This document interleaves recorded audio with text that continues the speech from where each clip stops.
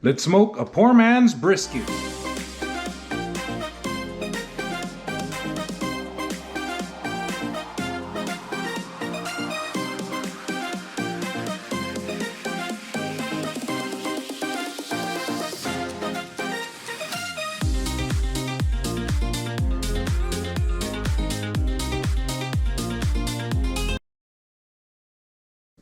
Step one is a marinating process.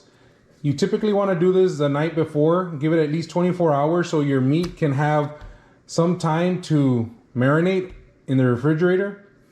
Very simple. All you need is any type of rub that you like to use, or half and half salt and pepper, aluminum foil, and of course your cut of meat.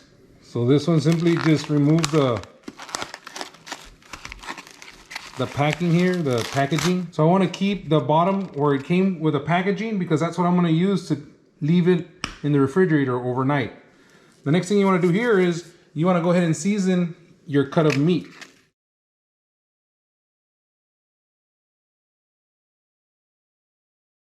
So in order for the seasoning to really get in there into the meat, you have to give it some time in the refrigerator. Next step you want to do here is you want to wrap it.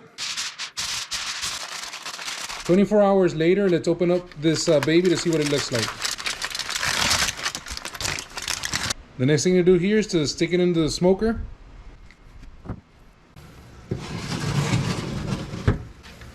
Stick in my temperature probe here. Here you go. I have my meat temperature probe in there. I also have my smoker temperature probe in there. I'm just gonna let this baby ride at 220 degrees Fahrenheit until it reaches a temperature of 200 degrees internal temp on the meat. And then we're gonna go ahead and pull this out. While my barbecue pit gets up to temp, I wanted to go over a little bit of my setup I have here. I am smoking today on my Old Country barbecue pit. This is a gravity fed series. I did end up purchasing this Thermoworks Signals and Billows fan. Now this is gonna, for those of you who are using a traditional smoker, this basically turns your traditional smoker into an electric smoker. Right here, what I do is I set my temperature, like right here I have it set at 220. The internal temperature monitor is in there next to in the grates. It's at 212 right now. And the temperature of the inside of my meat is at 39 degrees. So what this does is that it'll keep on blowing air into the smoker until it hits 220. If you can hear the fan.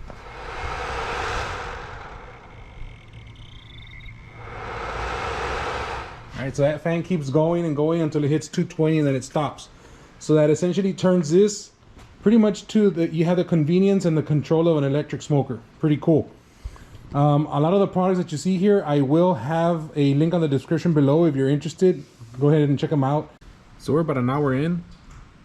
It's gone up from about 36 degrees to 127 degrees internal temp.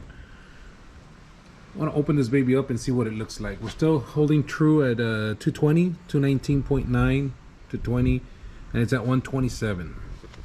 Let's see what this baby looks like after about an hour.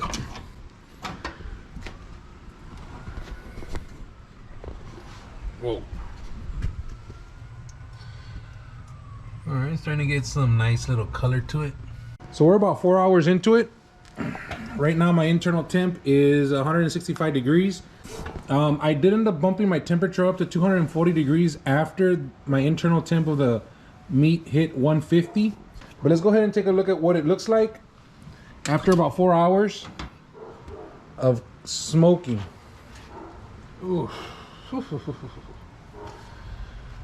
Alright, so let's look.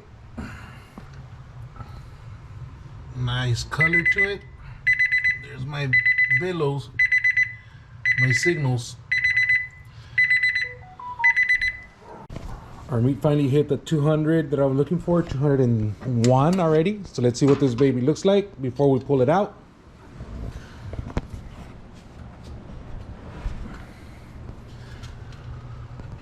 All right. Let's go ahead and, oh, hold on.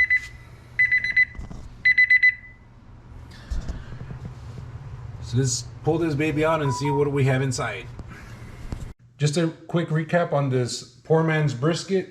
We seasoned it overnight, threw it into the smoker at 220 till it hit about 150 degrees internal temp. Then we bumped up the temperature to about 240 to 250 depending, until you have an internal temp of your brisket, or your poor man's brisket, of about 200 to 205 more or less.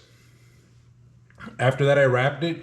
It's better if you leave it sitting for or resting for about at least an hour or two.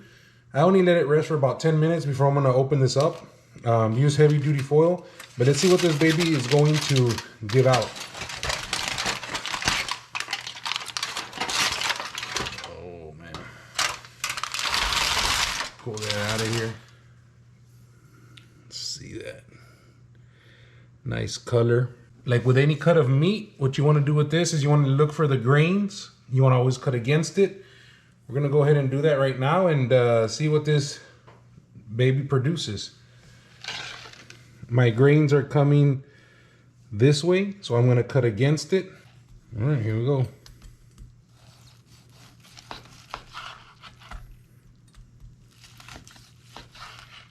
It smells like brisket.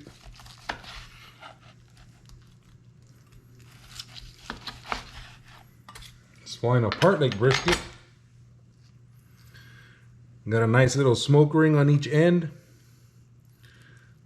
Tender. Oh yeah. That is exactly how brisket tastes. This is looking nice.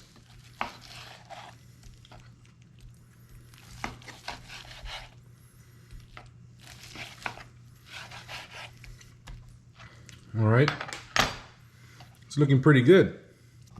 Get you a little close-up of it.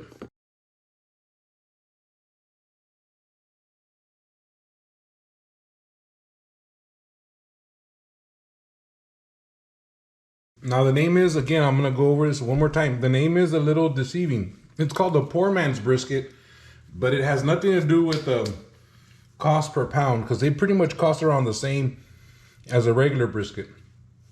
The reason this cut is a little bit more affordable is that you can find a smaller piece of it, and you can go ahead and smoke that and smoke it the same way, and it comes out very, very close to what a normal brisket tastes like.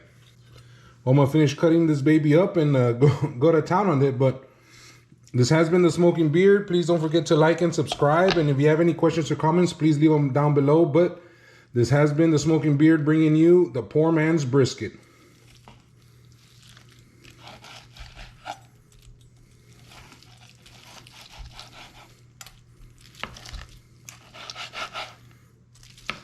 Oh man, this thing smells like brisket. If you're a burnt end fan, ooh.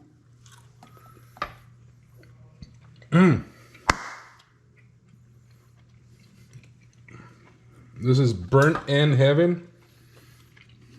Moist heaven right there. Lean heaven on the sides. I mean, what else can you ask for? Wow.